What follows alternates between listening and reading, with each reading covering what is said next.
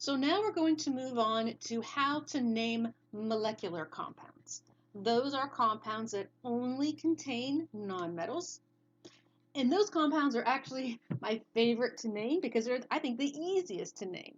You don't need to remember charges or anything like that. You just need to remember the prefixes, these Greek prefixes. Okay? So when giving names for molecular compounds, you don't need to worry about charges because they're not ions. You do need to specify the number of atom in that molecule by using these Greek prefixes. And generally, mono through deca are the ones that you will encounter in this course. So, for example, let's do B2CL4 first. So this B2CL4, that is a molecular compound. It only contains nonmetals. You would name that using the mono, di, tri prefixes, so that is expressed in the name. So for the first element, you do the prefix, in this case di, the name of the first element, just as it is on the periodic table, so diboron. Then the next species, prefix for how many atoms there are, since there's 4, be tetra. And then the base name of the second element is just like if you were to do a naming system for ionic compounds, you drop the INE and add ide. So it's not tetrachlorine, it's tetrachloride. So diboron tetrachloride.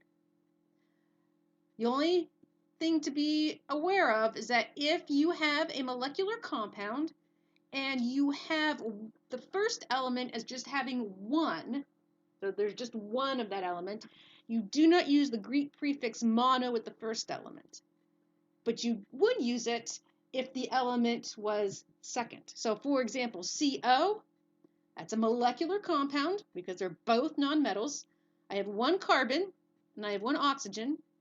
But since the carbon's first, I'm not going to put mono in front of carbon. It's just going to be carbon.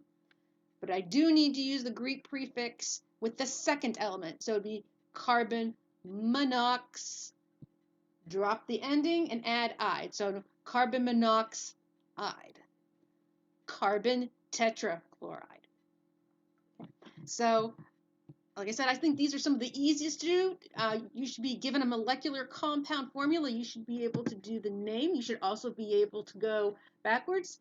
If I was to ask you what is the formula for diphosphorus, tongue twister, diphosphorus pentoxide, looking at that, you should realize, oh, phosphorus and oxygen.